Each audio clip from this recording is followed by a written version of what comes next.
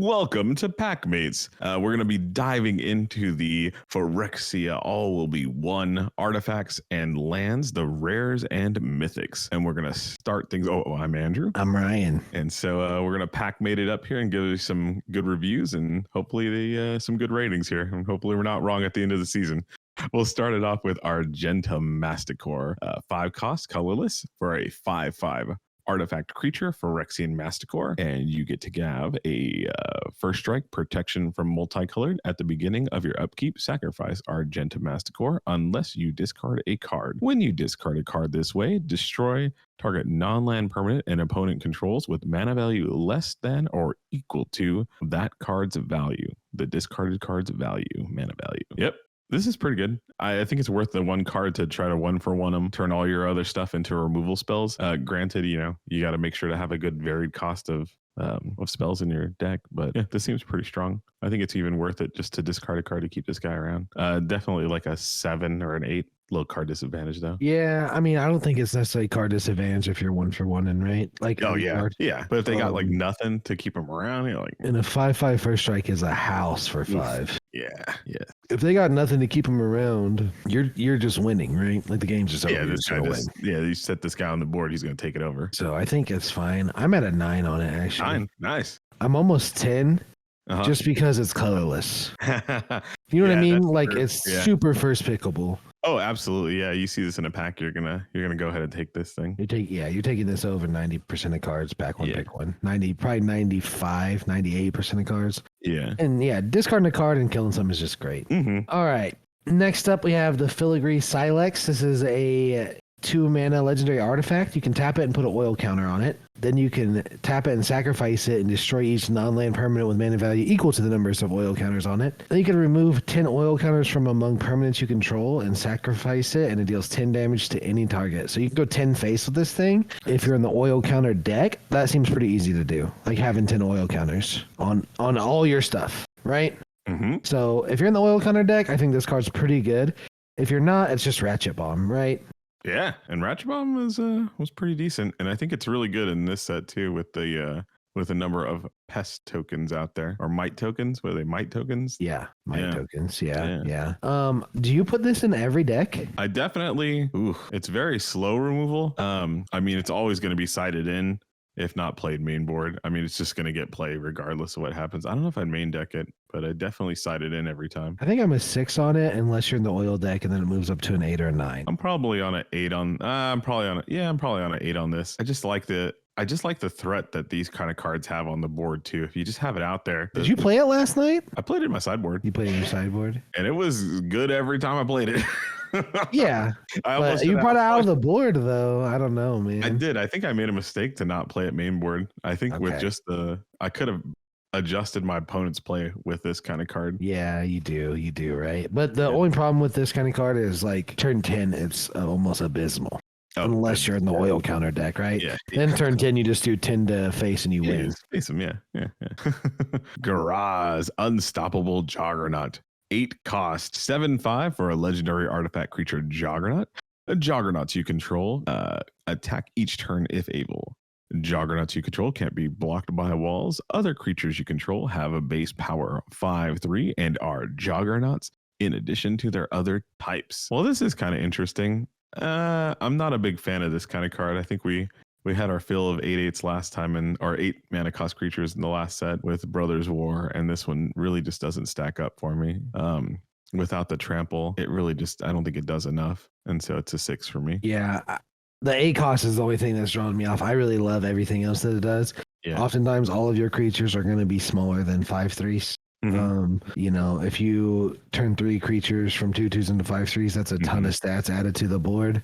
Yeah. But 8 is the only drawback. Oh, yeah. The cost of 8 is significant. But you're gonna miss those powers. I do like it. I like it. Where are you at on it? I'm at a 7 probably. All right. Maybe an 8. 7 or 8. All right. If you're in the go white deck, it's going to be incredible, right? But you have to get to 8. You gotta get to 8. All right. Next up, we have Mirren Safe House. This is a 3-mana artifact, and as long as Mirren Safe House is on the battlefield, it has all activated abilities of all land cards in graveyards. Oh man. This is almost unplayable in limited, but if you have a couple 2-3 terramorphic expanses, I guess you could like kind of play it to like ramp. I still wouldn't recommend it. I'm at like a 2. Oh yeah, this is definitely like you're just not gonna play it 1-2. This is a 1-2 area. 2. Yeah. Yeah. If you really need a ramp and you have like 2 terramorphic expanses, which doesn't even make sense. Monument to Perfection. 2-cost artifact for 3 and tap it.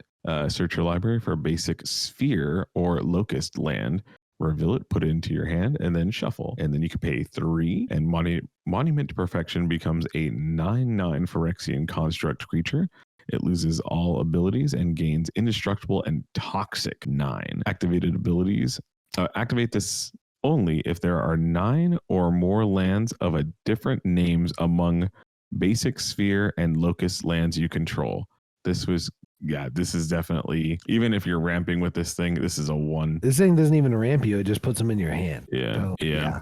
Oh yeah. It's probably a 0. I would definitely play the other card over this card if I had. I mean, spells like these are kind of, I mean, this is like Journeyer's Kite kind of territory. If you're really trying to go to that late game, pulling up those basic lands and spheres from your deck are pretty nice, but you're just never going to get to this 9 different lands. And it's so expensive. It costs 3 to go get a land though. Yeah. Well, I mean, but that means you're drawing a card. Yeah. Yeah. I mean, it's not bad, deck. but I don't know. I mean, maybe I shouldn't be so harsh and give it a 5, actually. I mean, this can be playable at times. I disagree. I'd have to be super duper control-y for this kind of card. I would never play this. Ooh, is that a pledge?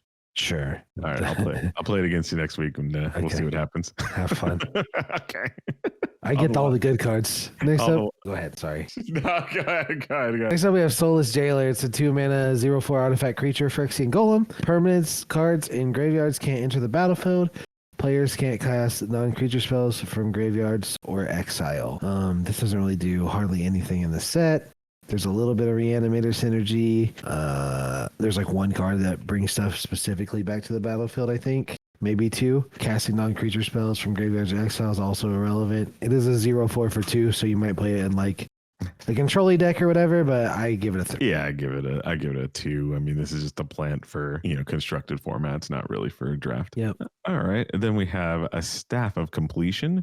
It's a 3-cost artifact, and it has several abilities on it. The first ability is to tap and pay 1 life, destroy target permanent you own. The next ability is tap, pay 2 life, add 1 mana of any color. Next ability, tap, pay 3 life, proliferate. And the next ability is pay 4 life, tap, draw a card. And then for 5, you can untap the Staff of Completion. If you got a lot of life to play with, this is pretty good, but I really don't see it. You'd have to really, really build around this. And I don't even know if it's worth the cards that you have to play to make this thing good. And so it's a 3 for me. Yeah, I have it at a 2. I think I'm not a fan of it. It needs like some condition that every time you untap it, you gain like 2 life or something. Ooh, that'd be sweet. All right, next up we have Sword of Forge and Frontier. This is 3-mana artifact equipment. Equipped creature gets +2/+2 and has protection from red and green.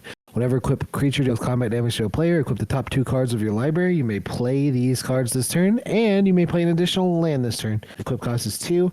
All these protection cards are insane. In a lot of formats, against a lot of opponents, they make half their creatures irrelevant, unable to block, unable to attack. Drawing 2 cards, extra cards a turn is insane.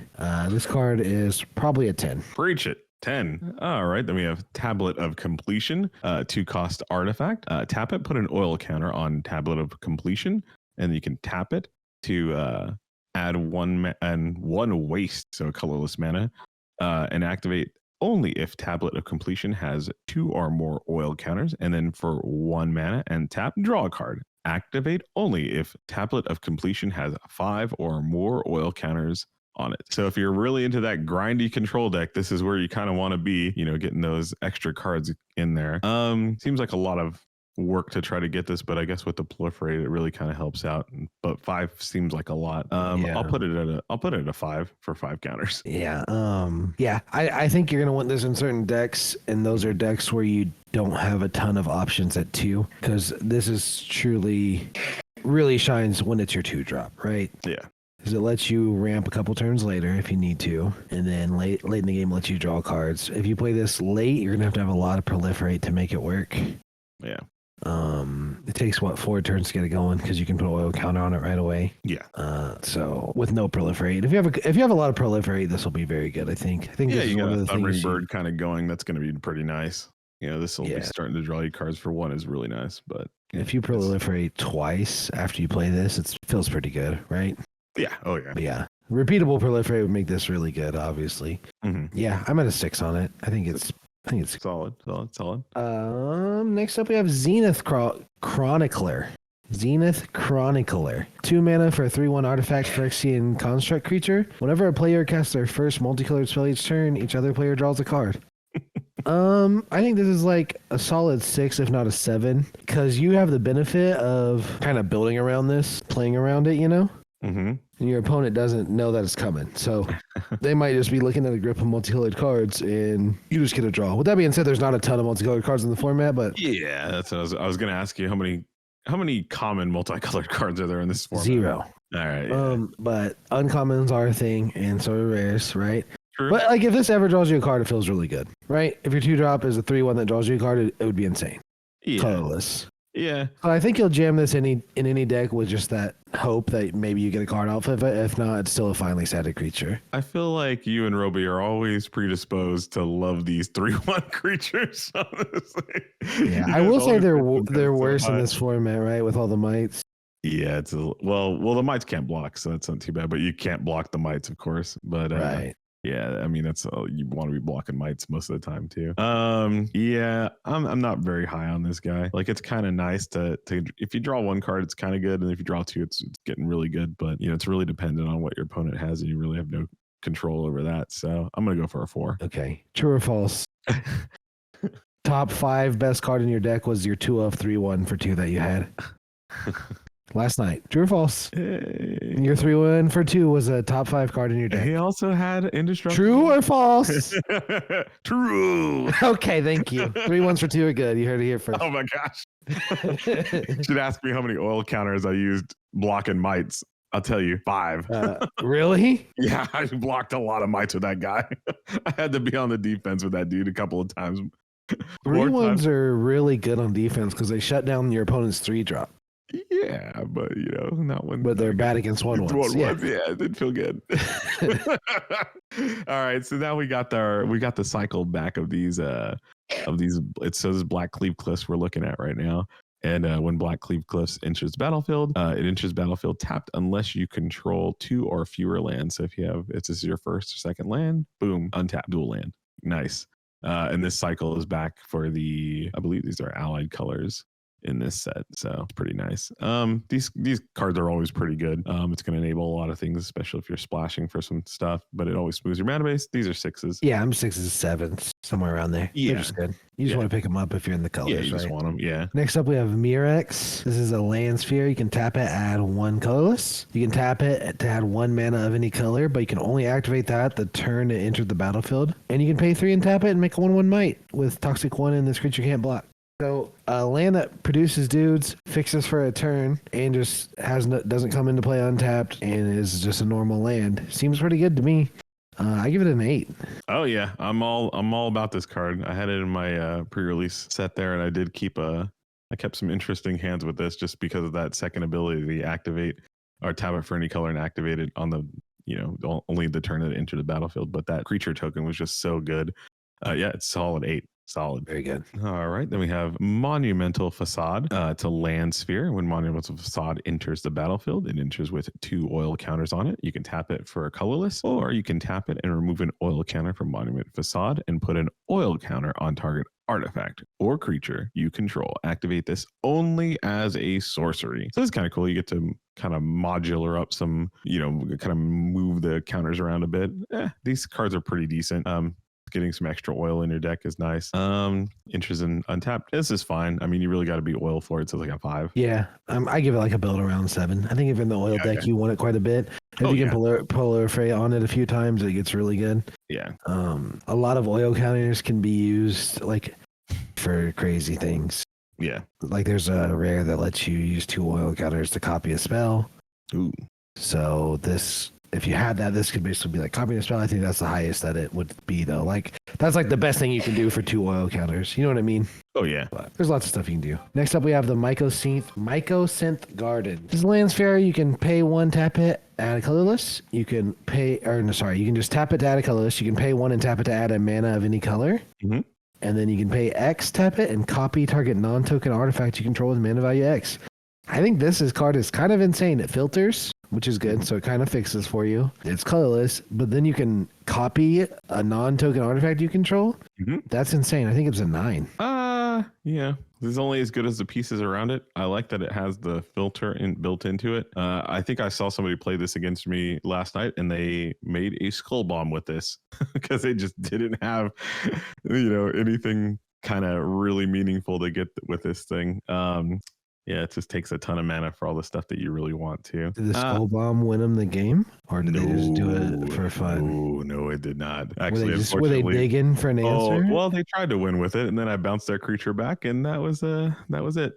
So they thought it was going to win them. They thought it was going to win them the game. Okay, well that's why they turned into skull bomb. Yeah, right? Yeah.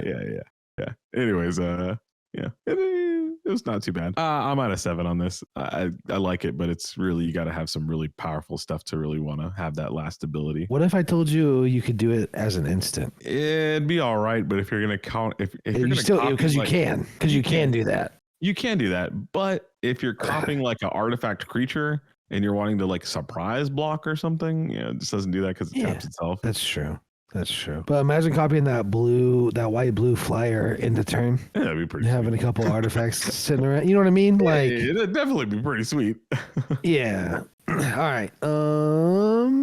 Next up, we have the Seed Core. This is a land sphere. You tap it for a colorless. You can tap it to add 1 mana of any color, but you can spend that mana only to cast Phyrexian creature spells. A ton of the creatures in this format are Phyrexian creatures. Mm-hmm. And then it has Corrupted. So when your opponent has 3 or more poison counters, you can give target 1/1 creature +2/+1 and tap it. So your mites can, like 1 mite can become a 3/2. I think this is solid. 1 mana of any colors to cast Phyrexian creature spells is good. Yep. In most decks, comes into play untapped and slight upside if you have a bunch of 1/1s. Yep. I give it a 6. Yep, I'm with you. I think it's a 6. I think Corrupted's a lot easier to get than people think if you really want to make it happen. All right. And then we have a Traxa Grand Unifier. 3 colorless, 1 green, 1 white, 1 blue, 1 black. So just 1 off from the Wooburg there. If you get a 7/7, a legendary creature, Phyrexian Angel with Flying, Vigilance, Death Touch, Lifelink. When it Traxa Grand Unifier enters the battlefield, reveal the top 10 cards of your library.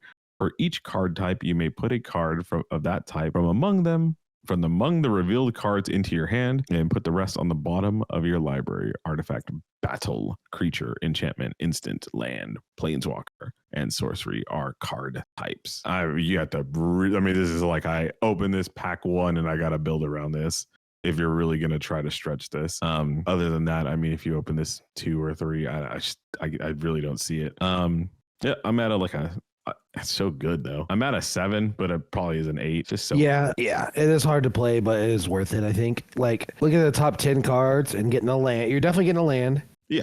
You're probably getting an instant. You're probably getting a sorcery. You're probably getting a creature. So you're probably getting and you're probably getting an artifact. So you're probably getting 5 cards. Oof. Maybe you may not get an artifact in every deck, but you're probably getting 4 to 5 cards out of the top 10 when you play it, which is a ton. And then they have to kill it or they just lose. Yeah. There's nothing that can tangle with this in combat that I've seen. Oof, no. And the lifelink Death Touch makes it to where there's nothing that can just straight up 1-for-0 it. Yeah. I think I'm at an 8, but just because it's so hard to cast. Obviously if it's easier to cast, it'd be a 10, right? Yeah, I think if I see this even in pack 2, I might revise this a little bit. If I'm in pack 2, I think I might try to look for some reanimation spells and go that way. Maybe there's or like as long as you're in 2 of the 4 colors, as long as you're like not in red and you see it in pack 2, like you'll try it. Yeah, I think you could try it. You could try it out. It's not, if you're heavy red pack 1, I don't think there's any way you can do it. But I don't think so. Next up, we have Izuri. Stalker of Spheres. This is 2 and a green blue for a legendary Phyrexian Elf Warrior. It's a 3/3. When it enters the battlefield, you can pay 3. If you do, proliferate twice. And it has whenever you proliferate, draw a card. So a 3/3 for 4, that whenever you proliferate, draw a card is fine. It really shines, obviously, at 7, when you can draw 2 cards and proliferate twice. That's a ton of value for 3 mana, obviously. 7's hard to get to. I think this is going to be a 6. It's going to be built around it. You're going to want it, obviously, in your proliferate decks, but I don't think it stands by itself until you have 7. Sorry. Yeah, I don't think the body's good enough for, it's a hill giant territory there.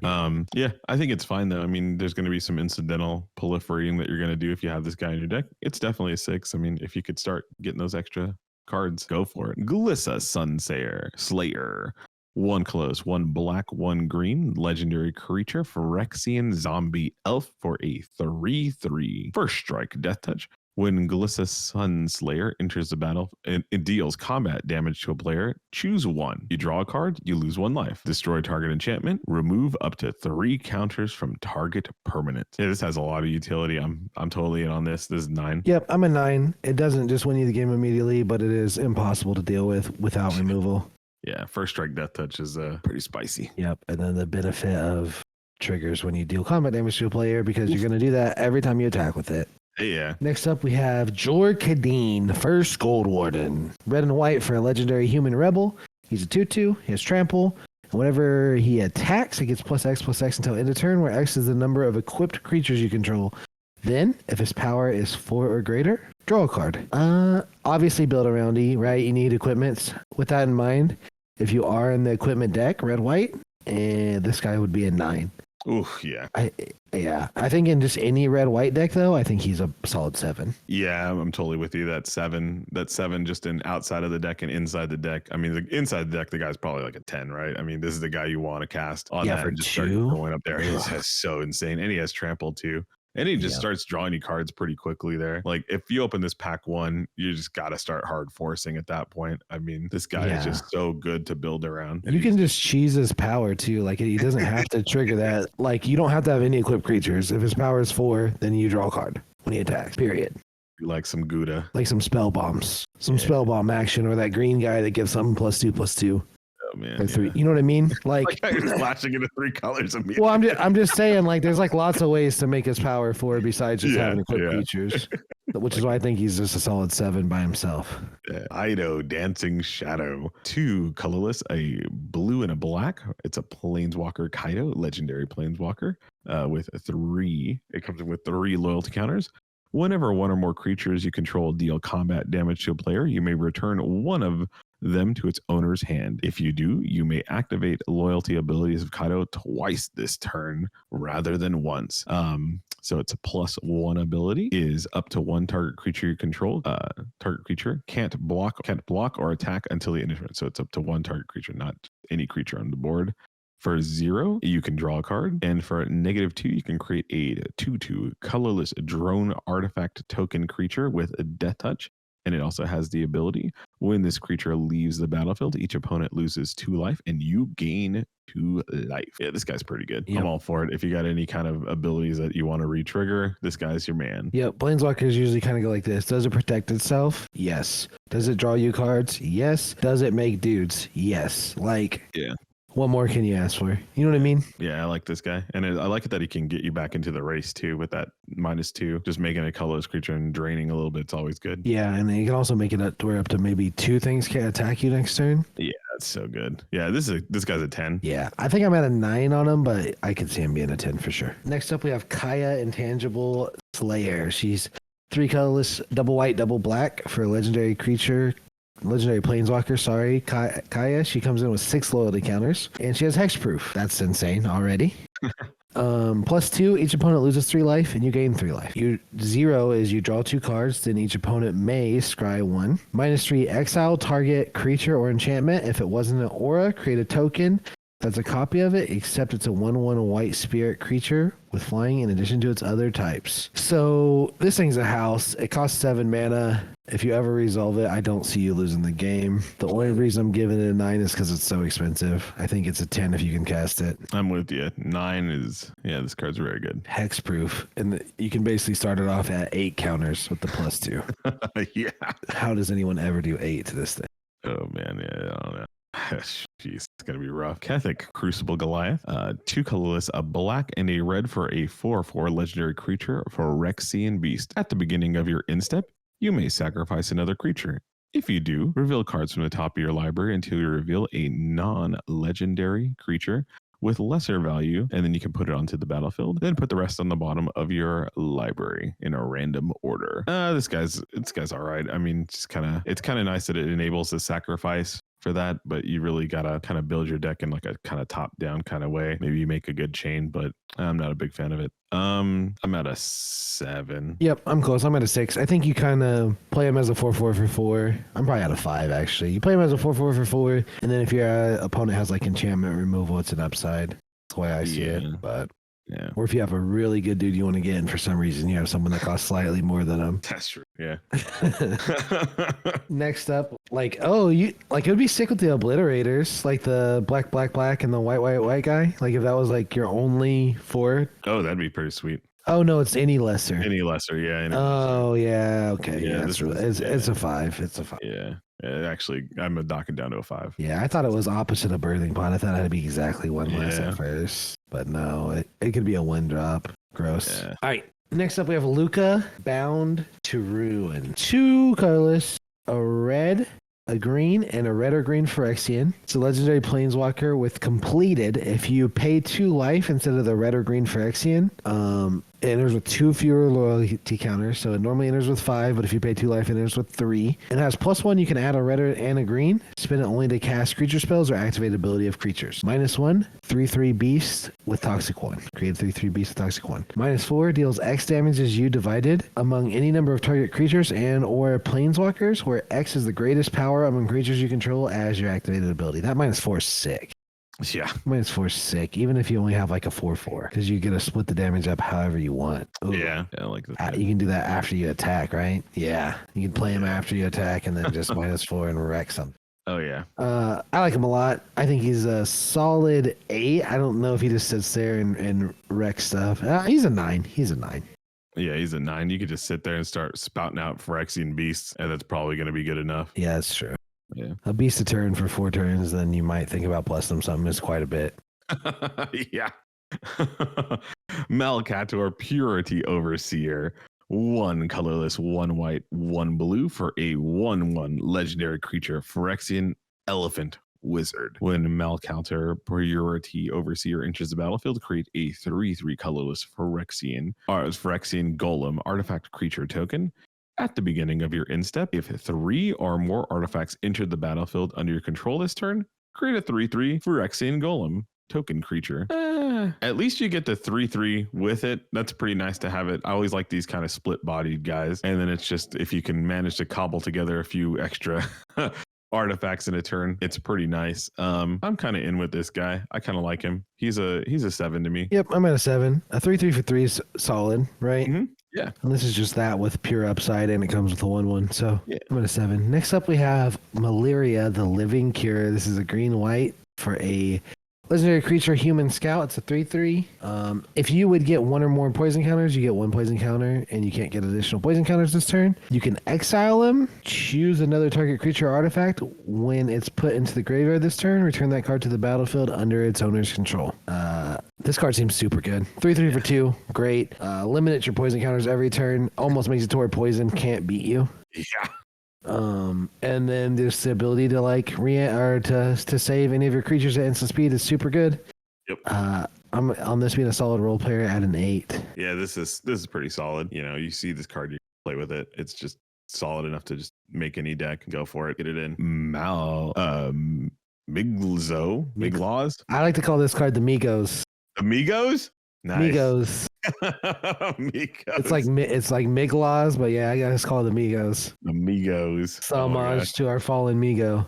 Oh man. Maze Crusher. It's a 1 colorless, 1 red, 1 green for a 4/4 legendary creature, Phyrexian Beast. When Migos Maze Crusher enters the battlefield, it enters with 5 oil counters on it. You can pay 1, remove an oil counter from Migos, and it gains vigilance and menace until the end of turn. You can remove 2 oil counters from it, and it gains +2/+2 until the end of turn. Or you can pay 3 and remove 3 oil counters, and it'll destroy a target artifact or enchantment. This guy's really good. I'm all for this guy. I like cards that just give me a bunch of different abilities to play with and, kind of different ways to interact in the board. And then if you ever get to proliferate more oil counters on him, this guy could be a house destroying 2 artifacts. Artifact kind of heavy set. This guy's awesome. 8. Yeah, I'm at a 9. Like he is a Vigilance Menace, 4/4 for 5 turns. Yeah. Which is 20 damage, which in the game of Magic is what your opponent starts at. And he's a 3-drop. He's a 3-drop that can just end the game with Vigilance and Menace. That's good. Yeah. I'm at a 9. Next up, we have Nahiri the Unforgiving. This is 1, a red and a white, and then a red or white Phyrexian mana. Completed. And it enters the battlefield with 5 loyalty counters or 3 if you paid life. Until your next turn, up to 1 target creature attacks a player each combat if able. +1, discard a card, then draw a card. 0, exile target creature or equipment card with mana value less than her loyalty from your graveyard. Create a token that's a copy of it. That token gains haste. Exile at the beginning of the next end step. This is probably the worst Planeswalker, if not the worst Planeswalker. It's close. With that being said, I still think it's definitely playable. Like, it's fine to loot. It's fine to make your opponent's stuff attack, and it's definitely fine to reanimate stuff in an aggro deck that gets to attack for a turn. I'm giving it a 7. I'm going to give it a 9 because it has the Goblin Picker ability as a plus ability. And that's all. It's a plus to me. There you go. Oh, man. Ovika Enigma Goliath. 5 colorless, 1 blue, 1 red for a 6/6 legendary creature, Phyrexian Nightmare. It has flying, ward 3, so it costs 3 to target it, and pay 3 life. So that's pretty cool. So 3 and 3 there. Whenever you cast a non-creature spell, create X 1/1 Phyrexian Goblin token creatures, where X is the mana value of that spell, and they gain haste until the end of turn. So this is just an army in a can when you start playing it. So if you ever untap with this thing, you should probably just be winning with it. Yeah, this is strong, like an 8. Yeah, I mean, I'm at a 10 on it. I just think it's going to win you the game if not dealt with. Yeah, I just think it's just so expensive to do that. But I mean, my goodness, that guy is just, you untap and you just win. And he protects himself a little bit with that ward as well. Yeah, ward 3 is a lot. Yeah. And 3 life. Ward 3 and 3 life. Yeah, maybe I was a little harsh on the boy. Give him a 9. All right. Next up, we have Rhea Ivor, Bane of Bladehold. This is 2 colorless, white, black for a 3/4 legendary Phyrexian Knight. It has Battle Cry, which is whenever this creature attacks, each other attacking creature gets +1/+0 until end of turn. That's solid already. At the beginning of combat on your turn, the next time target creature would deal combat damage to 1 or more players this combat, prevent that damage. If damage is prevented this way, create that many 1/1 colorless Phyrexian Might artifact creature tokens with Toxic 1, and this creature can't block. So you attack with this guy and some other guys, you pick a creature. If that creature deals combat damage to opponent, you get that many 1/1 knights instead of doing the damage. Seems solid. I'll give it an 8. Yeah, I mean, there's some little games you can play with this. It seems solid. I like the Battle Cry coming back here. It's an 8. I think more often than not, when you pick something that to do, your like opponent's gonna block it, and so give you like 4 mites, right? Yeah. So you just like are telling your opponent what to block, which is good. Yeah, I could see this kind of losing you a little bit too, because you're like trying to. Well, is it a May or is it do you have to do it up to 1? Yeah, but you can always pick like a creature that's not attacking, right? Yeah, that's true. All right, good. Next we have. Oh, sorry. Oh no, go ahead. No, it's you. Tyvar, Jubilant Brawler. 1 colorless, 1 black, 1 green for a. This is Planeswalker Tyvar, and it starts with a 3 loyalty. It also has the ability of, you may activate abilities of creatures you control as though they had haste. And so for +1 loyalty, untap up to 1 target creature. For a -2, mill 3 cards. Then you may return a creature with mana value 2 or less from the graveyard to the battlefield. I'm not the biggest on this guy. This guy's definitely some constructed fodder, but I don't know if he's draft kind of material. It'll be like a 6. Yeah, this is probably worse than Nahiri. It's yeah. All right, next up we have Vinzer Corpse Puppet. This is a blue and a black for a 1/3 legendary Phyrexian zombie wizard. Has lifelink and toxic 1. Then whenever you proliferate, you choose 1. If you don't control the Hollow Sentinel, then create the Hollow Sentinel. It's a 3/3 legendary Phyrexian golem artifact creature token. Or you can give target artifact creature you control flying and lifelink until end of turn. 1/3 lifelink, toxic 1. For 2 is already good enough. Upside of proliferating, getting a 3/3 or flying lifelink 3/3 is pretty sick. I give this an 8. Yeah, I'm with you. I think it's good. You're just going to have some good incidental proliferate going on. All right, then we have Archfiend of Dross. We're into the black rares now. And so it's a 2 colorless, a double black for a 6/6 creature Phyrexian demon. It's got flying. Archfiend of Dross enters the battlefield with 4 oil counters on it. At the beginning of your upkeep, remove an oil counter from Archfiend of Dross, and then if it has no oil counters on it, you lose the game. Whenever a creature an opponent controls dies, its controller loses 2 life. Boy, wow, that's quite the countdown for yourself there. Oh man, that seems, I mean, if you feel like you're gonna win a game, go for it. But I don't know, this is kind of a big price to pay losing the game. Yeah, I'm at like a 7 on this, and maybe it's a 6. I don't know. I'm at a 9. Like if you're a 4/4, if you have a 6/6 flyer for 4 and you turn it sideways 3 times, yeah, that's 18 damage. Yeah, I just feel like it's gonna get like pacified or something, and then you just sit there looking at it, losing the game, or you have to like figure out a way to kill it. Yeah, that's kind of rough. It's not that hard to put a little bit of incidental sack in your deck though, or proliferate, or add oil counters. Like if you're in red, you can add oil counters, right? If you're in black or blue, you can proliferate, and if you're in black, you can sack. That's true. That's true. But yeah, it does feel really bad when this gets pacified. I'll give you that. Yeah, nice. All right, next up we have Black Sun's Twilight. This is X and a black for an instant. To one target creature gets -X/-X until end of turn. If X is 5 or more, return a creature card with mana value X or less from your graveyard to the battlefield tapped. 10. Play it. Next. Super good. Flash it. Do it. Make it happen. Goes there, dude, and it brings back your dude. Amazing. Oh, good. Oh, man. Drivnod, Carnage Dominus. 3 colorless, double black for an 8/3 legendary creature for Phyrexian Horror. If a creature dying causes a triggered ability of a permanent you control to trigger, that ability triggers an additional time. And it also has the ability of double Phyrexian black mana. Exile 3 creatures from your graveyard. Put an indestructible counter on Drivnod, Carnage Dominus. This guy's pretty frightening, and just the fact that he can kind of protect himself in that way. I like him. He's like a 7 to me. Yep, sounds good. I mean, if you can build around him, he'll be absurd. Always a little bit dangerous to run that ability to give him the indestructible counter, because your opponent can just kill him in response. Yeah, of course. But yeah, because A3, like 3 is so easy to kill. But if he ever gets that indestructible counter on him, he's a house. Yeah, that's got to be pretty nice. Next up, we have Geth, Thane of Contracts. This is colorless double black for a 3/4 legendary creature Phyrexian zombie. Other creatures you control get -1/-1. You can pay 1 double black, return target creature card from your graveyard to the battlefield. It gains if this creature would leave the battlefield, exile instead of putting it anywhere else. Activate only as a sorcery. This card's actively bad in a lot of decks. Given your whole board a -1/-1 is terrible. Yeah. It hurts way more than you think it does. It makes all of your 4 drops into 2 drops, basically. Yeah. I don't like it. I do think you can build around it and make like a decent deck with it. With that being said, like it is possible for it to be good sometimes, but I think 90% of the time it's going to be bad. I'm giving it a 3. I don't know if I'm not harsh on this guy, but you're definitely giving up the might plan if you're playing this guy. I'd give him a 5. If you got enough good like come into play abilities from those creatures, it might be good. Haru Moxnix, the Rat King. 1 colorless, double black for a 3/3 legendary creature Phyrexian Rat. And it has toxic 1, so that's when it deals damage to a player. They get a poison counter equal to the number of toxic it has. So as 1, they get 1 counter. Other rats you control have toxic 1. Do remember toxic stacks. So if your rat has toxic already, toxic 1 gets another instant toxic 1, 2 counters. Then when Karanox enters the battlefield, look at the top 5 cards of your library. You may reveal any number of rat cards from among them. Put the cards into your hand, and then put the rest on the bottom of your library in a random order. So if you got this guy, you got the rats.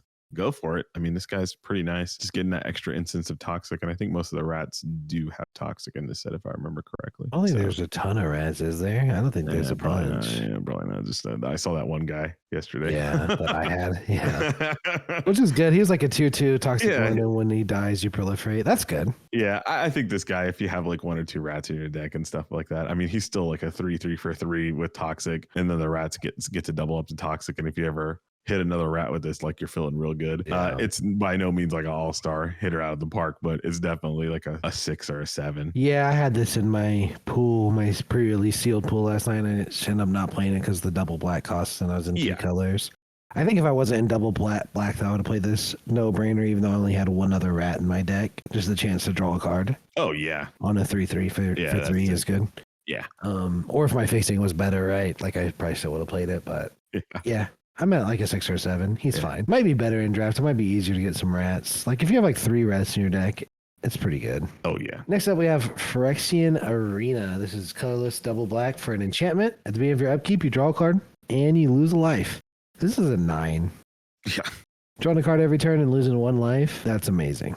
Yeah, that's pretty strong. Then we have a returning Phyrexian Obliterator for black for a 5/5 Phyrexian Horror. It's got trample. Whenever a source deals damage to Phyrexian Obliterator, that source controller sacrifices that many permanents. So if you're willing to commit to quad black, you're getting a pretty good instance here of the Phyrexian Obliterator. Yeah, this guy's pretty strong. I mean, definitely you see this guy, you gotta try to see if you're gonna be able to play this dude. He's a 9. Yep, 9 only because his costs, right?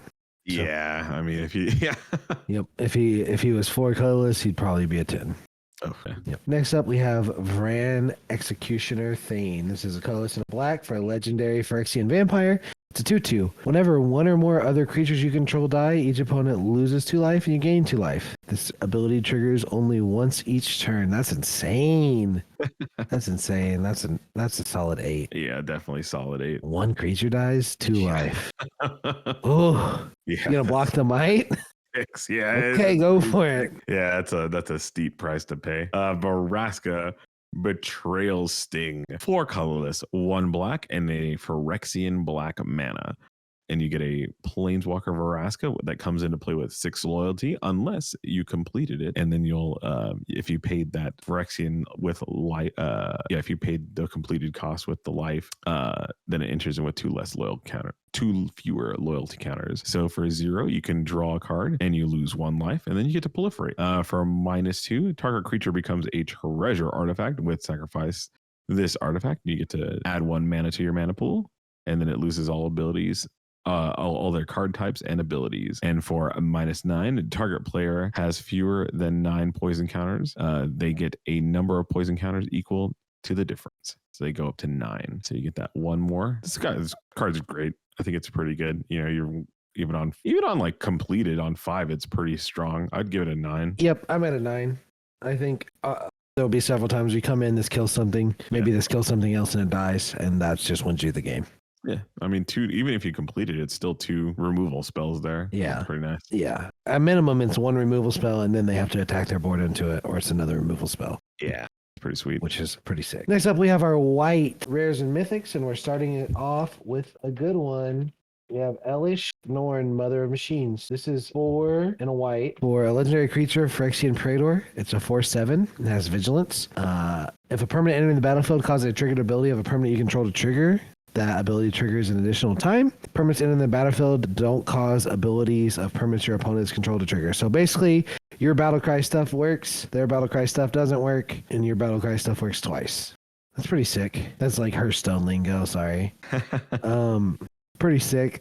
4/7's huge with vigilance. Oh, I think I'm gonna start it off at an 8. Oh, I'm gonna start off at a 9. If people built their decks around things triggering into the battlefield, and it's permanents too. I mean, really, like that hurts a lot of things. You know, your what's the Ossify? You know, just doesn't trigger. Yeah, Ossify doesn't trigger. Your stuff doesn't come in with oil counters. Yeah, I mean, it really just wrecks so many decks. Actually, it's probably more of a 10, just because it just messes with your opponent's strategy so much, and then you start doubling up on oil, start doubling up on other things. Yeah, it's pretty strong. I don't think this game just wins you the game by it. This card just wins you the game by itself, except the rare case where you're in a deck that's super reliant on it. Yeah. So I'm hesitant to give it a 10, but I can see why you'd give it a 9. The Eternal Wanderer. It's a legendary planeswalker for 4 colors, a double white, and it starts with 5 loyalty, and it also has the ability no more than 1 creature can attack the Eternal Wanderer each combat. For +1 loyalty, exile up to 1 target artifact or creature, return that card to the battlefield under its owner's control at the beginning of that player's end step. For 0 loyalty, you can activate this ability, and you get to create a 2/2 white samurai token with double strike. And then for -4, each player chooses a creature that player controls, and each player sacrifices all creatures they control other than the they control not chosen this way. Sorry, each player doesn't choose a creature. You choose for both. Yeah. Oh, each player choose. For each player, choose a creature. Gosh. So I choose my creature, I choose your creature. Oh my god. Then we sack all the rest. So you get to keep I get to keep Elish Norn. Yeah. Yeah, this guy's a 10. I mean, it's so ridiculous. It's off the charts 10. Unsided, like a one-sided board wipe, where they keep their worst thing, you keep your best thing.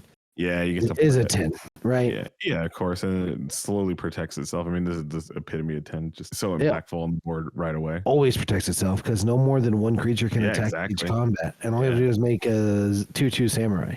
Ooh, man. That is good. Very good. Next up, we have Kemba Call Enduring. This is a colorless and a white for a legendary creature cat cleric. That's hard to say. Creature cat cleric. 2/2. When it enters the battlefield, or another cat enters the battlefield, attach up to one target equipment you control to that creature. Equipped creatures you control get +1/+1. Pay 5, create a 2/2 cat, and the 5 costs double white and 3 colorless. Seems like you really want this in equipment deck.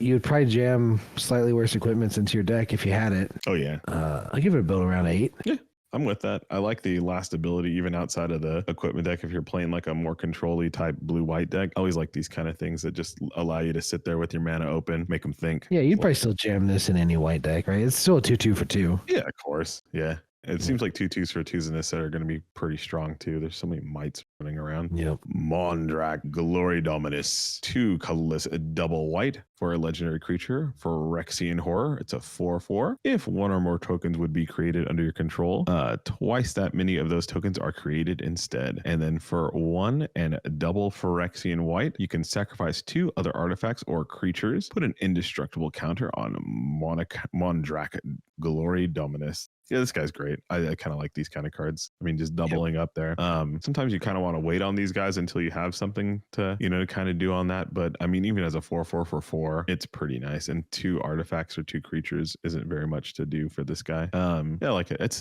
definitely like a 7 rising 8. Yeah, I'm probably up to 8 on it. I really like it. I think it's pretty easy to make tokens. Yeah. Next up, we have Norn's Wellspring. This is a colorless and a white for an artifact. Whenever a creature you control dies, scry 1 and put an oil counter on it. Then you can pay 1, tap it, remove 2 oil counters from it, draw a card. This is just something you can throw in your deck to like give every creature draw half a card in your deck. Seems good. And they end scry 1 on death, right? Yeah. That seems pretty good, especially if you're trying to go wide. It's really good. If you can pull a proliferate, it's good. If you have ways to put oil counters on stuff, also good. I think it's just solid. I think it's an 8. I ding it a little bit because it doesn't come into play with an oil counter on it. Yeah. And you got to have some other things to make it get going there. So I'm really kind of dinging it on that. I want to give it like a 5 actually. Oh, okay. You need a lot. I feel like you need a lot of things to fuel this thing. But once you get it going, I think it's definitely a well to draw from for sure. But you just need your creatures to die. That's it, right? Yeah. Like every 2 mites that die, you got to draw a card. It's a lot of setup. I feel like 2 mites. How many cards does this have to have you draw for it to be good? 2? Yeah, I don't know. Man, this feels bad. Like to just rip this thing like off the top, maybe like late into the game. Just know, man, I don't know. Like if you're at parity, this is one of the best cards you can rip. Almost, maybe not one of the best, but like.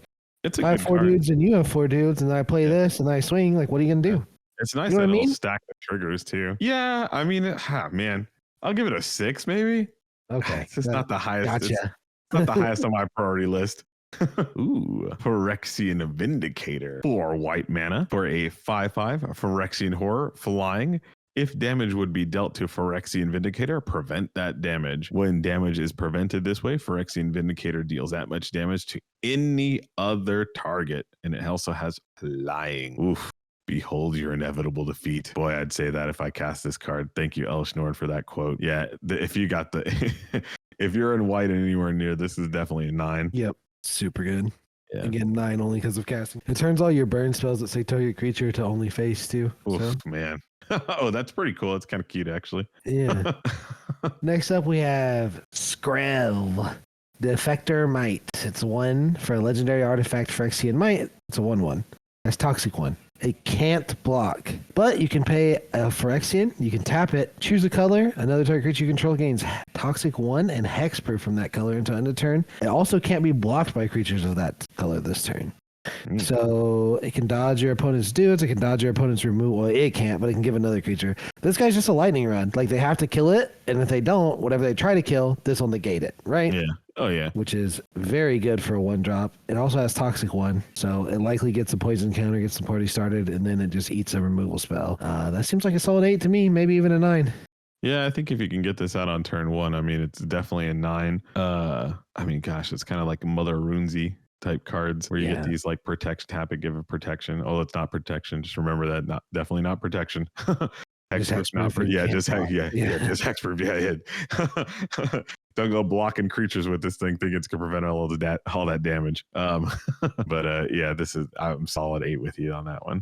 Oh man, Sekrel's Hive, 1 colorless, 1 white for an enchantment. At the beginning of your upkeep, you lose 1 life and create a 1/1 Phyrexian, 1/1 colorless Phyrexian Might artifact creature token with Toxic 1. Creature can't block. It also has Corrupted. As long as an opponent has 3 or more poison counters, creatures you control with Toxic have life link. So I've called this card Bitter Blossom, or we've seen kind of cards like this in other sets. You can get this out on turn 2. Your opponent's gonna have a real tough time dealing with all those Phyrexian Mights. It's solid. It's definitely like a 9. You just want to play it. Yep, and it's also good not on turn 2 because as long as you have Corrupted, all your stuff, Toxic stuff has lifelink. And if the sealed is anything like the draft and you're going for Toxic, all of your stuff is going to be Toxic, or almost all of your stuff is going to be Toxic. You know what I mean? Like, it's pretty easy to get, and sealed is very easy to get a board full of Toxic dudes. Yeah. And in draft, I feel like it has to be similar. Oh, gosh. It's probably easier, actually. Yeah. It's going to be easier, and you have way more selectivity. This card's going to be a house. Okay. White Sun's Twilight. It's just a bomb. It's probably the best bomb in the format. It's an 11. X double white sorcery. You gain X life. Create X 1/1 Phyrexian Might artifact creature tokens with Toxic 1 and this creature can't block. And you're thinking, that's not that good. Let me hit you with this. If X is 5 or more, destroy all other creatures. So for 7, you destroy all creatures in the game and make 5 1/1s with Toxic 1. Put them on probably a 1-turn clock, but definitely a 2-turn clock. And you gain 5 life, because why not? This card is insane. It's insane. This is the definition of a 10. This is probably one of the better cards in the game. And not to toot my own horn, but I did already beat it once. So you can't call it a 10, right? It's defeatable. It's a 10, but like only... Okay, the dude was already at 9 poison counters. So you can beat it if they're already at 9 poison counters. And all you have to do is proliferate one more time or hit them with... Basically, I beat it with that 3-drop that flashes in 2 mites. So he played it, wiped the board, just tapped all of his mana down, made 5 mites, and then I flashed in 2 mites and hit him for 2 to seal the deal. Yeah. Poison counters, GG. Yep. Then the next game, he just beat me with it, so... And he was also at 9 poison counters. Oh, man. Yeah, definitely 10 plus. I'm subscribing to this one. All will be one. 3 colorless, a double red for an enchantment. Whenever you put 1 or more counters on a permanent or player, all will be 1 deals that much damage to the target opponent, creature, and opponent controls, or planeswalker and opponent controls. This can shoot at creatures, planeswalkers, and opponent. Can't shoot your own stuff for some reason. Yeah. Just in case you were wondering. This card's all right. I kind of like it. I dig it. Putting counters on stuff. Yeah. It's definitely better. It seems like it's better in construction. I'm sure there's already combos with this thing. Oh, yeah. Okay. Yeah. Good.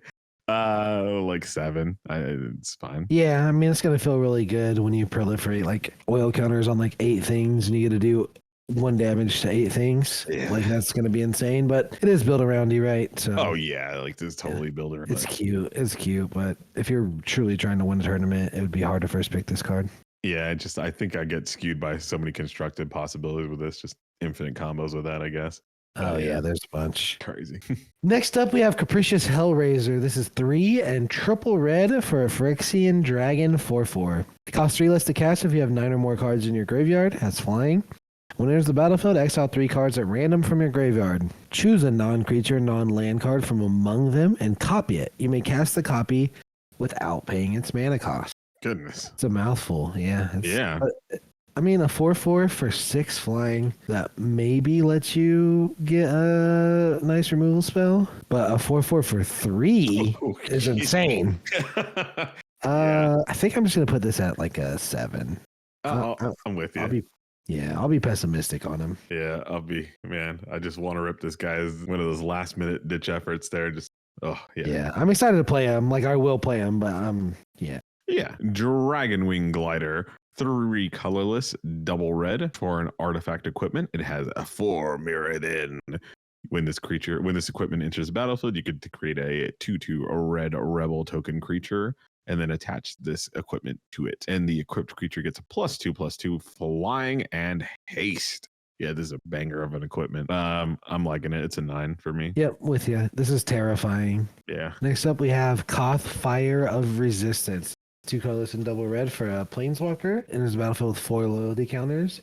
+2 is you can search your library for a basic mountain card, reveal it, put it in your hand. -3 deals damage to target creature equal to the number of mountains you control, so probably at least 2 damage. And -7, you get an emblem with whenever a mountain enters the battlefield under your control, this emblem deals 4 damage to any target.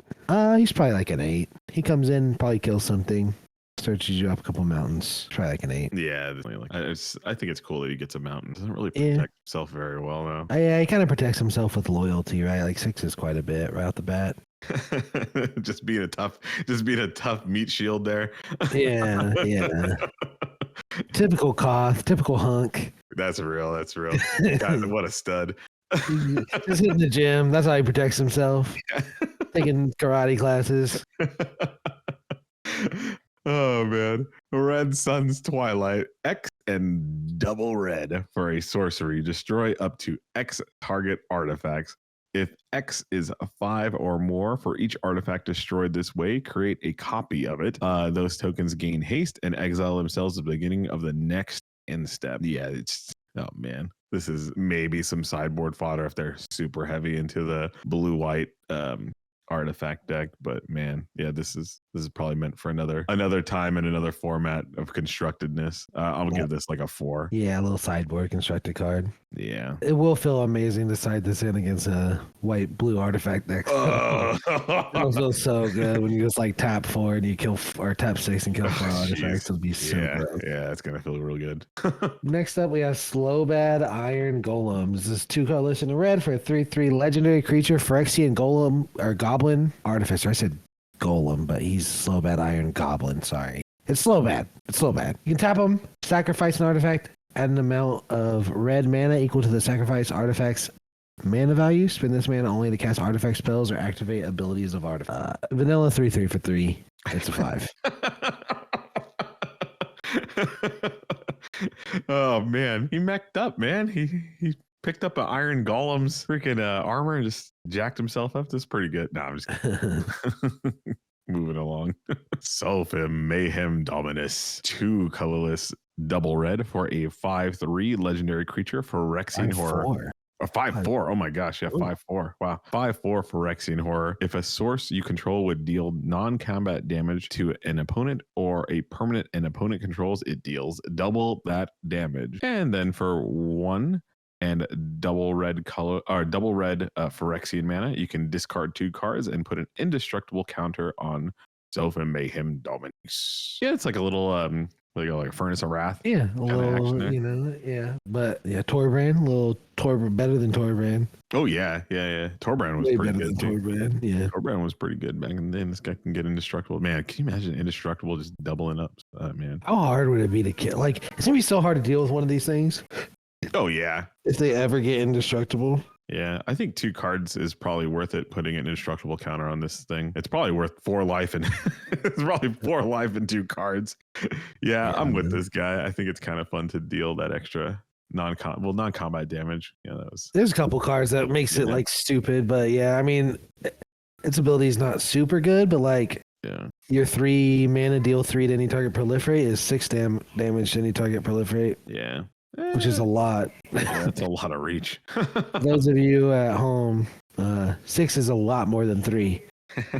All right, I'll give it an 8. This is fun. 1. Yep, I'm high on it. It's an 8. Next up, we have Urabrass Forge. This is 2 and a red for an artifact. At the beginning of combat on your turn, put an oil counter on it, then create an X1 red Phyrexian horror creature token with trample and haste, where X is the number of oil counters on Urabrass Forge. Sacrifice that token at the beginning of the next end step. So you make a 1/1, then you make a 2/1, then a 3/1, then a 4/1, and they all have trample and haste. And if you proliferate, it goes up even faster. This card will end the game by itself eventually, right? Yeah. Might take a little bit, but it will end the game by itself eventually. It doesn't really protect you from losing the game. I give it a 9. Wow. That's pretty high. I give it an 8, but I mean, just for a card, the single card strategy to win is pretty nice, but it's just, man, kind of rough.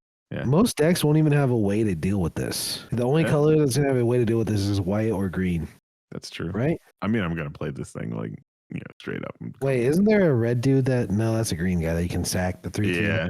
Yeah. White or green is like the only colors. I mean, you open this, you're playing this. Like, if you're anywhere near red, like, just toss it in. It's going to be fine. Vindictive Flame Stoker. 1 red for a 1/2 Phyrexian creature, Phyrexian wizard. When you cast a non-creature spell, put an oil counter on the Vindictive Flame Stoker. And then for 6 colorless and a red, you can sacrifice Vindictive Flame Stoker and discard your hand. Then draw up to 4 cards. This ability costs 1 less to activate per oil counter on Flame Stoker. So you play it early, get some damage in, and then cash it in for 4 cards. Oof, that's not bad.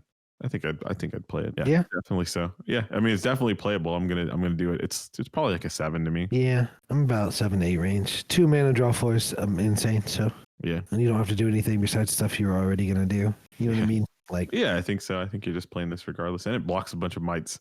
Man, that's going to be the kind of crux here, is just making sure these guys are 1/2s or at least 2 power. Or blocks every might. You play out your hand. You might play a couple non-creature spells to make it a little bit cheaper. You might not. If you're like the blue-red deck specifically, it's almost always going to just cost 1. Oh, yeah. And then you just draw 4 cards after you played your hand out. Like, why not? And you can do it at instant speed, so... That's pretty sweet. Block and sack. All right, we're on to the green rares now. We're going to start off with Bloated Contaminator. This is 2 colors and a green for a 4/4 Phyrexian beast with trample. Has Toxic 1.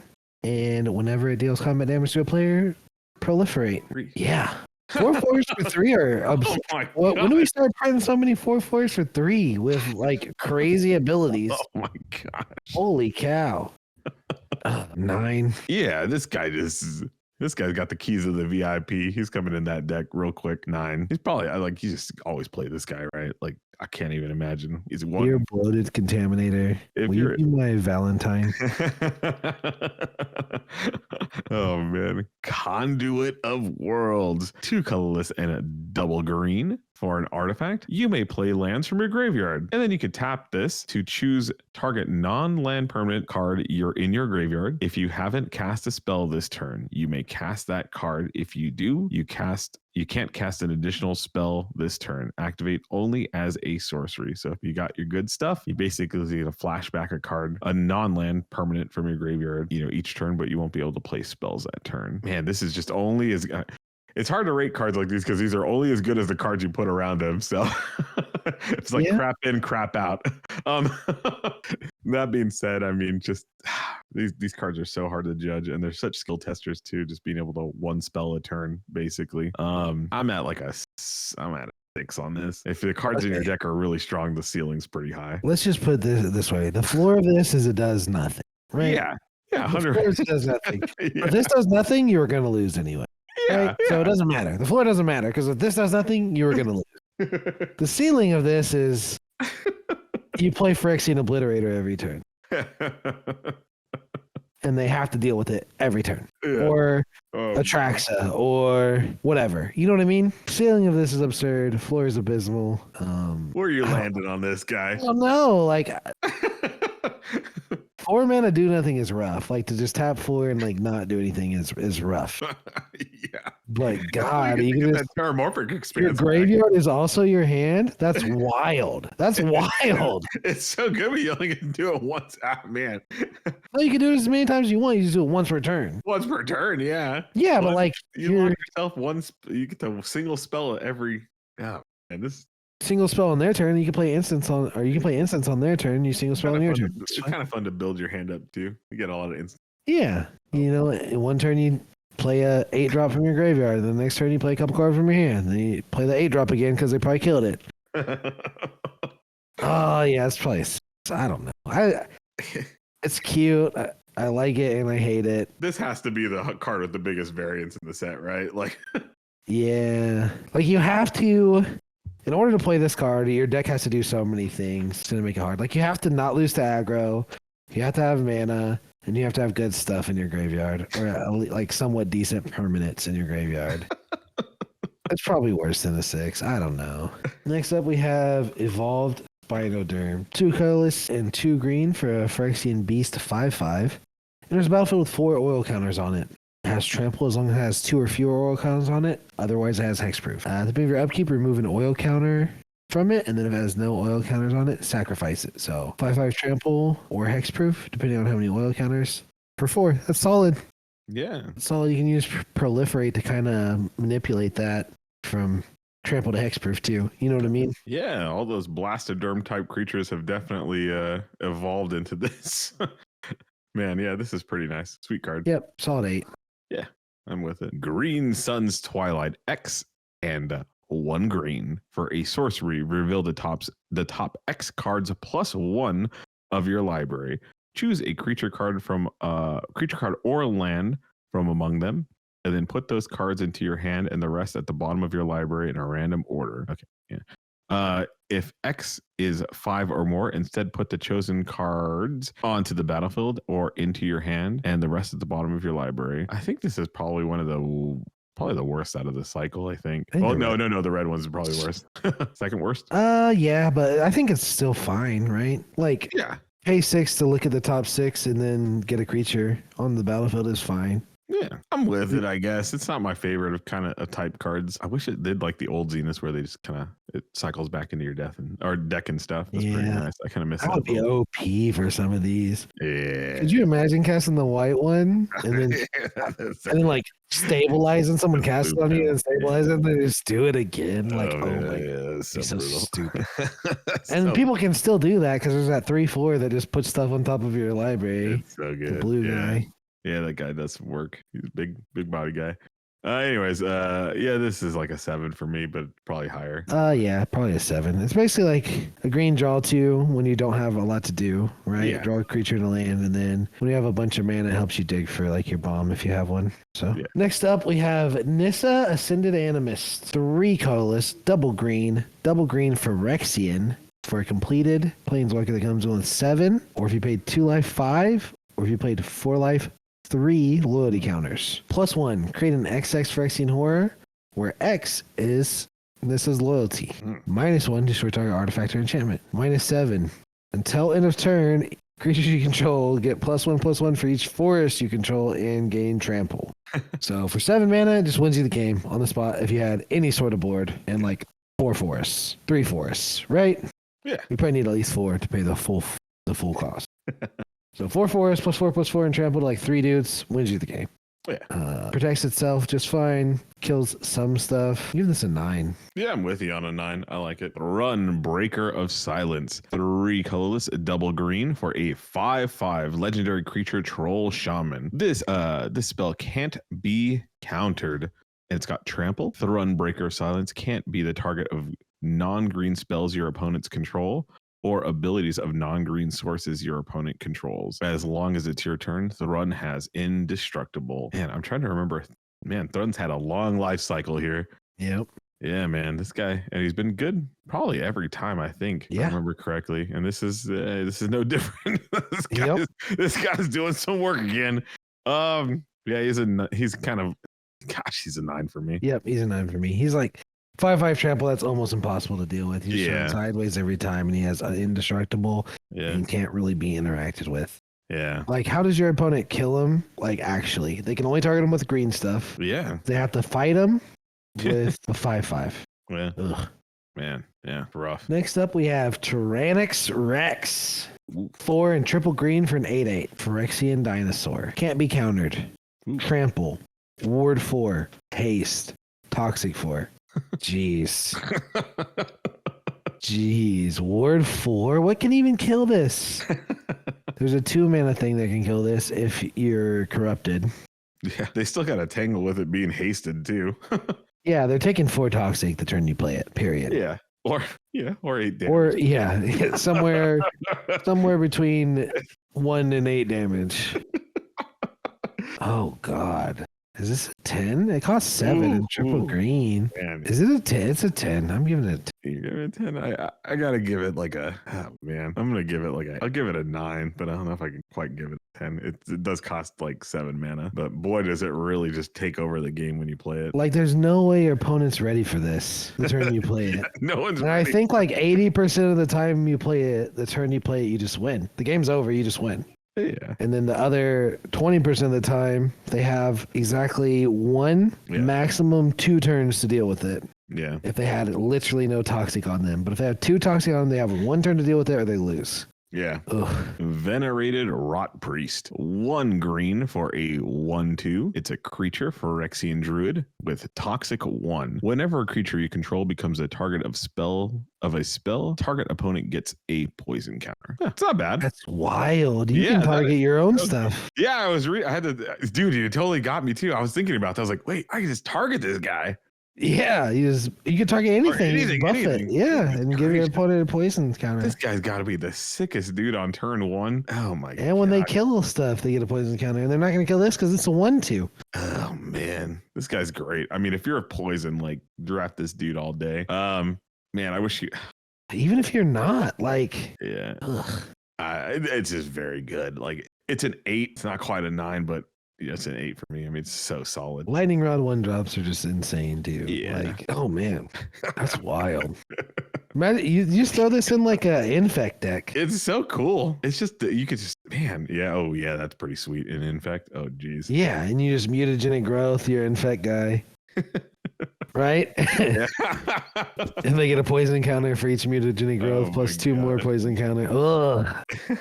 Zopendrel Hunger Dominus. This is 5 colorless and double green for a 4/6 legendary creature. Phyrexian Horror has reach. At the beginning of each combat, double the power and toughness of each creature you control until end of turn. Pay 2 green Phyrexian. Sacrifice 2 other creatures, put an indestructible counter on it. This got played on me, and I instantly scooped. Really? Yeah. Double all your stuff's power and toughness. It's just that one combat, right? Like you got to survive the initial strike. Nah, I like these kind It's of cards. every combat. Yeah, each piece. It's your combat and their combat. What was that card from? Was it Innistrad or what was the Midnight Hunt? Talking about it was insane though. Midnight Hunt. That card was. It did the same thing, right? Yeah, it was like an enchantment. Yeah, it was like quad green too. Yeah, yeah, and it was like one of the best rares in the set. It was pretty darn good. Oh, is this a 10? Ooh, bro! Like all you have to do, and like all the other indestructible guys like are actually killable. Yeah, there's like a black card that like gives -5/-5 and like removes indestructible. Yeah. That doesn't kill this. Yeah. I mean, you can exile him with the white one for 6, I guess. Yeah. But that's like the only way after he's got the counter on him. Yeah. I mean, you can ossify it. Or make him sack it. I guess you can ossify it. Yeah. The ossify is pretty good. Yeah, ossify is pretty good. Yeah. But you're in green, so you can probably just kill the ossify later, right? Yeah. Oh, God. I want to give it my heart's telling me 10. It's cost 9 mana. Okay, we'll give it a 9. It costs 7 mana. Sorry, I can't do math. 10. Back to 10. Back to 10. I'm going to give it a 9. Okay. But I respect it. Mad respect for this card, and I'm going to always play it. A 9 doesn't mean it's lesser than the 10. I mean, it's really... It actually does mean that. Well, it does mean that. Okay. That is the definition of a 9 versus a 10. I mean, it definitely wins you the game if you got a board. I mean, that's quite the mirror breaker. Like, yeah. Oh God, it's so good. I wish it had trample. The condition of building this card is like have creatures and play 17 lands. Like that's all you have to do. Is 17 lands correct? Is that always correct? Maybe 18 if you have this guy. I don't know. Would you pay? I'd play 18 lands, and I feel like some of these like green decks are kind of sneaky 18 land decks. This card is so wild because you can just play only creatures. Yeah. You don't need any other things in your deck besides creatures. 9.5. Blade of Sharded Souls. Shared? Oh, shared souls. Blade of Shared Souls. 2 colorless and a blue for an artifact equipment, and it has 4 Mirrodin. So you get that 2/2 red rebel attached to this thing when it comes into play. Whenever Blade of Shared Souls becomes attached to a creature, for as long as Blade of Shared Souls remains attached to it, you may have that creature become a copy of another target creature you control. Yeah, so this is always the best creature on the board, on your side of the board, which is always kind of fun of these cloney type cards. Yep. I'm in for it. Yeah, I like it. It's an 8. Yep. And then I attack with my best creature, and then I switch it over, and then I block with my best creature. Mm-hmm. Right? Like, what are you gonna do? Next up, we have Blue Sun's Twilight. X and double blue for a sorcery. Gain control of target creature with mana value X or less, and if X is 5 or more, create a token that's a copy of that creature. 10 bomb. 10 bomb. Maybe not 10 bomb. Maybe 9 bomb. 9 bomb. 9 bomb. Oh yeah, this is like a 10 plus. Yeah, 9 bomb. Card's brutal. It's very brutal, but it's not in the same breath as the white one. I don't. Ooh. You play it and you get their card, and then you get another version of their card for 7, right? This is a 10. So it's a 3 for 1. It's not quite the 11. It's a 3 for 1. It's just a 3 for 1. Oh man, it's just a 3 for 1. Oh yeah. Okay. It's just a 3 for 1. I feel like this card is just straight up 10 for me. I can't rate it any lower than that. These cards are always just so disgustingly good, and then making a copy of it too is just, man, that's just extra icing on the cake if you weren't already winning after casting this card. There's no way Pack One Pick One you would consider taking this. I just don't over the white one. Oof, man. You wouldn't even consider it. You wouldn't even think twice. You would pass this in a heartbeat. It would take you 2 seconds to evaluate the pack. I would stop and think. There's no shot. This Blue Sun Zenith is good at every portion of the game. I don't even know. Would you play the white one for like 2? For 1? Yeah. For 1. For if 1 I was going to win the game, sure. 1/1 might. If combat math was such that I needed 1 life and I needed to win the game next turn, yeah, sure, why not? I mean, I wouldn't do it as much. You wouldn't play this for 1 in blue either. I think you're not taking a 1 drop. These are definitely like top 5 cards in the set. You're playing them regardless of what happens. But man, picking one over the other, the blue player in me just won't allow me to not take this card. I don't think man, even knowing that the other card is so savage. Oh man, it's a 10 for me. It's the other one's like a infinite for 1, basically. Like a 10. It's a 10 to me regardless of what happens. But yeah, whew, man. I mean, it's very good. It's very good. You bodied me with it yesterday, so. Encroaching Microsynth, 3 colorless and a blue for an artifact. Non-land permanents you control are artifacts in addition to their other types. The same is true for permanent spells you control and non-land permanent cards you own that aren't on the battlefield. I don't know where this really goes. I mean, it's like a 2 for me. Yep. Sounds good. Yeah. Bad news bears. Right. Next up, we have Acre Moon Gauntlet, 2 colors and a blue for an artifact. Planeswalkers you control pay 0 and proliferate, -12, take an extra turn after this one. Whenever you cast a non-creature spell, choose a counter on target permanent, put an additional counter of that kind on that permanent. You need like a lot of stuff for this to be even like okay in your deck. In draft, it's like a 1. All right, so this is a 0 for draft, but it is a money 10. Yeah. Like this may be $10 plus. Oh man, yeah, just move on when you see that, or I guess take it if you're drafting. Yeah, and like whenever you cast an on-creature spell, put a counter on something is like fine, but like don't play it though. Even though you see that, unless all of your cards need counters. Yeah.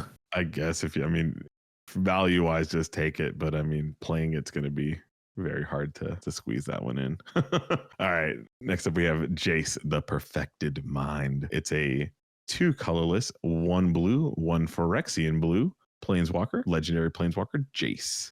Comes in, it starts with 5 loyalty unless you paid the 2 life, and then it comes with 2 less. You completed it. For +1 until the end of your next turn, up to 1 target creature you control. Up to 1 target creature gets -3, -0, and then for -2, a target player mills 3 cards. Then if that graveyard has 20 or more cards in it, you draw 3 cards. Otherwise, you just draw a card. And then if a graveyard has 20, graveyard. Oh my goodness, man, this guy is getting better every time. Then a minus X, target player mills 3 times X in card. Yeah, this guy's good. Just kidding. Nah, he's a 9 for me. Yeah, he's solid. How many times do you have to +1 until you win the game? Like with its minus X. You +1 once, they mill 18 the next turn. Oof. You +1 again, they mill 21 the next turn. I think it's 2. Maybe 3. 21 is a ton. That's a lot of cards. By turn 4, that'd be by what? First you can do that, you play this on turn 4 and you +1. Yeah. 6, turn 5, you +1, 7. Turn 6, you alt. They've already had 13. 13 plus 21 is 34. So they have 6 cards left in their library. Maybe. That's a lot. That's a lot of cards. That's a lot of options gone. Yeah. Put them on a nice little 6-turn clock with only 6 cards left. Eesh. Next up, we have Mercurial Spelldancer. This is a colorless and a blue for a Phyrexian Rogue 2/1. Can't be blocked. And whenever you cast a non-creature spell, put an oil counter on it. Whenever it deals combat damage to a player, you may remove 2 oil counters from it. If you do, when you cast your next instant or sorcery spell this turn, copy that spell. You may choose new targets for the copy. 2/1 can't be blocked for 2, already good. Copy spells, super good. Cast a couple non-creatures, and you get to copy something. This is a 9 in the right deck. Probably in most decks it'll be a 7, I'd say. Yeah, I'll split the difference and give it an 8, but yeah, it's good. I'd definitely play it. Mind Splice Apparatus. 3 colorless and 1 blue for an artifact. It has flash. So you can play it instant speed. At the beginning of your upkeep, put an oil counter on Mind Splice Apparatus. Instants and sorceries you cast cost 1 less for each oil counter on Mind Splice or Apparatus. This is more constructed kind of cards here, so really I'd probably give it a 1. Yeah. So you think it's unplayable completely? Yeah, I'm not a big fan of cards like this. I just don't know how. There's no storm. There's no. You don't think there's gonna be like a big spells deck? I don't think so. Not like what's like your 3 cards and playing Zeniths and all Zeniths. I mean, I guess if you have Oops all Zeniths. Oops all Zeniths. Yeah, I guess so. You know, then bring me back that Planeswalker card that we saw earlier and start putting. Yeah. On this thing. Like, yeah, let's go all the way with this. Oops, all rares. I mean, really. Yeah, maybe.